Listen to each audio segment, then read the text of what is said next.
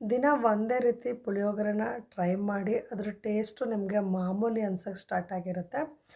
ಒಂದು ಸಲ ಈ ಕೊತ್ತಂಬರಿ ಸೊಪ್ಪಿನ ಪುಳಿಯೋಗರೆನ ಟ್ರೈ ಮಾಡಿ ನೋಡಿ. ರುಚಿ ತುಂಬ ಅದ್ಭುತವಾಗಿರುತ್ತೆ. ಮಾಡೋದಕ್ಕೆ ತುಂಬಾ ಸಿಂಪಲ್ಲಾಗಿ ಒಂದು ಕಟ್ ಕೊತ್ತಂಬರಿ ಸೊಪ್ಪಿದ್ರೆ ಸಾಕು. ನೀವು 2ರಿಂದ 3 ದಿನ ಇಟ್ಕೊಂಡು ಬಳಸೋವಷ್ಟು ಪುಳಿಯೋಗರೆ ಗೊಜ್ಜನ್ನ ರೆಡಿ ಮಾಡ್ಕೊಳ್ಬೋದು. ಬನ್ನಿ ಹಾಗಾದರೆ ಈ ಕೊತ್ತಂಬರಿ ಸೊಪ್ಪಿನ ಪುಳಿಯೋಗರೆನ ಹೇಗೆ ಮಾಡೋದಂತ ನೋಡೋಣ. ಮೊದಲು ನಾನಿಲ್ಲಿ 1 ಸ್ಪೂನಷ್ಟು ಎಣ್ಣೆ ಹಾಕ್ಕೊಂಡು ಸ್ವಲ್ಪ ಮಸಾಲೆ ಪದಾರ್ಥಗಳನ್ನ ಹುರ್ಕೊಳ್ತಿದ್ದೀನಿ. 1 ಸ್ಪೂನ್ ಮೆಂತ್ಯ, 1 ಗೆಡ್ಡೆ ಬೆಳ್ಳುಳ್ಳಿ, 3 ಬ್ಯಾಡಗಿ ಮೆಣಸಿನ್ಕಾಯಿ, 3 ಗುಂಟೂರು ಮೆಣಸಿನ್ಕಾಯಿ, 2 ಹಸಿರು ಮೆಣಸಿನ್ಕಾಯಿ ಹಾಕ್ಕೊಳ್ತಿದ್ದೀನಿ. 2 ಎಸಳುಗಳಷ್ಟು ಕರಿಬೇವಿನ ಸೊಪ್ಪು, ಜೊತೆಗೆ 1 ಸ್ಪೂನಷ್ಟು ಕೊತ್ತಂಬರಿ ಬೀಜ ಹಾಕ್ಕೊಳ್ತಿದ್ದೀನಿ. 1 ಸ್ಪೂನು ಕಪ್ಪು ಮೆಣಸು, 1 ಸ್ಪೂನ್ ಜೀರಿಗೆ, ಸ್ವಲ್ಪ ಬಿಳಿ ಎಳ್ಳನ್ನು ಹಾಕ್ಕೊಳ್ತಿದ್ದೀನಿ. ಬಿಳಿ ಎಳ್ಳನ್ನು 1 ಸ್ಪೂನಷ್ಟು ತೊಗೊಂಡಿದ್ದೀನಿ. ಇದನ್ನೆಲ್ಲ ಹುರ್ಕೊಳ್ತಾ ಇದ್ದೀನಿ. ಇದೆಲ್ಲ ಒಂದು ಮುಕ್ಕಾಲು ಭಾಗ ಹುರಿದಿರಬೇಕು. ಮುಕ್ಕಾಲು ಭಾಗ ಹುರಿದಿದ್ದು ಆದಮೇಲೆ ಇನ್ನೇನು ಆಗಕ್ಕೆ ಬಂದಿದೆ ಅನ್ನೋ ಟೈಮಲ್ಲಿ ನೀವು ಕೊತ್ತಂಬರಿ ಸೊಪ್ಪನ್ನು ಹಾಕ್ಕೊಳ್ಬೇಕಾಗುತ್ತೆ. ನಾನು ಇಲ್ಲಿ 1 ಕಟ್ಟು ಪೂರ್ತಿ ನಾಟಿ ಕೊತ್ತಂಬರಿ ಸೊಪ್ಪನ್ನು ತೊಗೊಳ್ತಿದ್ದೀನಿ. ನಿಮಗೇನಾದರೂ ನಾಟಿ ಕೊತ್ತಂಬರಿ ಸೊಪ್ಪು ಸಿಕ್ಕರೆ ನಾಟಿ ಕೊತ್ತಂಬರಿ ಸೊಪ್ಪಲ್ಲಿ ಪುಳಿಯೋಗರೆ ಗೊಜ್ಜನ್ನು ಮಾಡ್ಕೊಳ್ಳಿ, ತುಂಬ ರುಚಿಯಾಗುತ್ತೆ. ಕೊತ್ತಂಬರಿ ಸೊಪ್ಪು ಹಾಕಿದ್ಮೇಲೆ ತುಂಬ ಟೈಮ್ ಬಾಡಿಸ್ಬಾರ್ದು. ಬೇಗ ಸ್ಟವ್ನ ಆಫ್ ಮಾಡಿಕೊಂಡು ಹುರಿದಿರೋ ಪದಾರ್ಥ ಎಲ್ಲ ಸ್ವಲ್ಪ ತಣ್ಣಗಾದ್ಮೇಲೆ ಮಿಕ್ಸಿ ಜಾರ್ಗೆ ಹಾಕ್ಕೊಂಡು 2 ಸ್ಪೂನಷ್ಟು ನೀರು ಹಾಕ್ಕೊಂಡು ರುಬ್ಬಿ ಪಕ್ಕಕ್ಕೆ ಇಟ್ಕೊಳ್ತಿದ್ದೀನಿ. ಪುಳಿಯೋಗರೆಗೆ ರುಬ್ಕೊಂಡಾದಮೇಲೆ ಇದಕ್ಕೆ ಒಗ್ಗರಣೆ ಮಾಡ್ಕೊಳ್ಳೋಣ. ಒಗ್ಗರಣೆಗೆ 1 ಬಟ್ಲಷ್ಟು ಕಡಲೆಬೀಜ ಹಾಕ್ಕೊಂಡಿದ್ದೀನಿ. ಕಡಲೆಬೀಜನ ನಾನು ಒಗ್ಗರಣೆಯಲ್ಲಿ ಹಾಗೆ ಬಿಡ್ತಾಯಿಲ್ಲ. ಕಡಲೆಬೀಜ ಎಲ್ಲ ಫ್ರೈ ಆದಮೇಲೆ ಒಂದು ಬಟ್ಲಿಗೆ ಹಾಕಿ ಸಪ್ರೇಟಾಗಿ ಎತ್ತಿಟ್ಕೊಂಡು ಲಾಸ್ಟಿಗೆ ಗೊಜ್ಜು ಆದಮೇಲೆ ಕಡಲೆಬೀಜನ ಮಿಕ್ಸ್ ಮಾಡಿಕೊಂಡ್ರೆ ಕಡಲೆಬೀಜ ಗರಿ ಗರಿಯಾಗಿ ತಿನ್ನೋದಕ್ಕೆ ಚೆನ್ನಾಗಿರುತ್ತೆ. ಕಡಲೆಬೀಜನ ಕರೆದು ಪಕ್ಕಕ್ಕೆ ಇಟ್ಕೊಂಡಿದ್ದೀನಿ. ಒಗ್ಗರಣೆ ಮಾಡ್ಕೊಳ್ಳೋದಕ್ಕೆ ಸ್ವಲ್ಪ ಸಾಸಿವೆ, ಕಡಲೆಬೇಳೆ, ಉದ್ದಿನಬೇಳೆನ 2 ಸ್ಪೂನ್ ತೊಗೊಂಡಿದ್ದೀನಿ. 2 ಒಣಮೆಣಸಿನ್ಕಾಯಿ, ಜೊತೆಗೆ ಸ್ವಲ್ಪ ಕೊತ್ತಂಬರಿ ಸೊಪ್ಪನ್ನು ಹಾಕ್ಕೊಂಡು ಒಗ್ಗರಣೆ ಮಾಡ್ಕೊಳ್ತಿದ್ದೀನಿ. ಒಗ್ಗರಣೆ ಚೆನ್ನಾಗಿ ಆದಮೇಲೆ ಕಡಲೆಬೇಳೆ, ಉದ್ದಿನಬೇಳೆ ಎಲ್ಲ ಗರಿ ಗರಿ ಆಗಬೇಕು.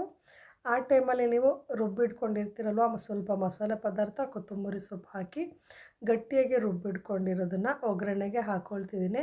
ಇಲ್ಲಿ ಜಾಸ್ತಿ ನೀರು ಹಾಕ್ಕೊಳ್ಬಾರ್ದು.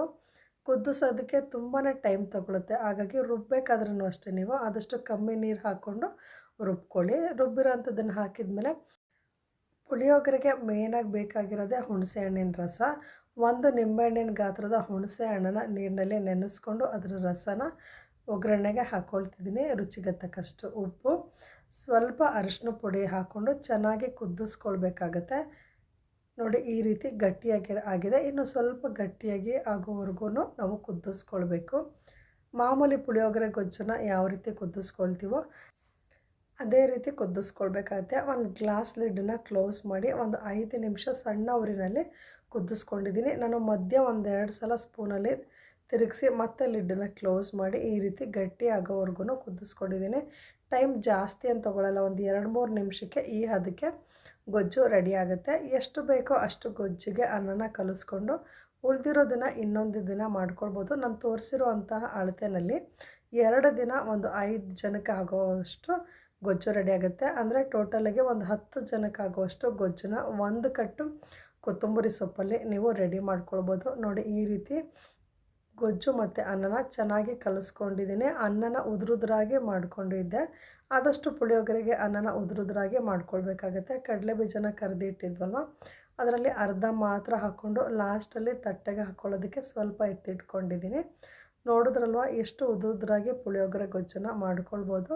ನೀವು ಮಾಮೂಲಿ ಮನೆಯಲ್ಲಿ ಪುಳಿಯೋಗರೆ ಮಾಡ್ತೀರಲ್ವ ಅದಕ್ಕಿಂತ ಈ ಕೊತ್ತಂಬರಿ ಸೊಪ್ಪಿನ ಪುಳಿಯೋಗರೆ ತುಂಬಾ ರುಚಿಯಾಗುತ್ತೆ. 1 ಸಲ ಟ್ರೈ ಮಾಡಿ ನೋಡಿ. 1 ಕಟ್ಟು ಕೊತ್ತಂಬರಿ ಸೊಪ್ಪಿದ್ರೆ ಸಾಕು 10 ಜನಕ್ಕೆ ಆಗುವಷ್ಟು ಪುಳಿಯೋಗರೆ ಗೊಜ್ಜನ್ನು ನೀವೇ ಮನೆಯಲ್ಲಿ ರೆಡಿ ಮಾಡ್ಕೊಳ್ಬೋದು.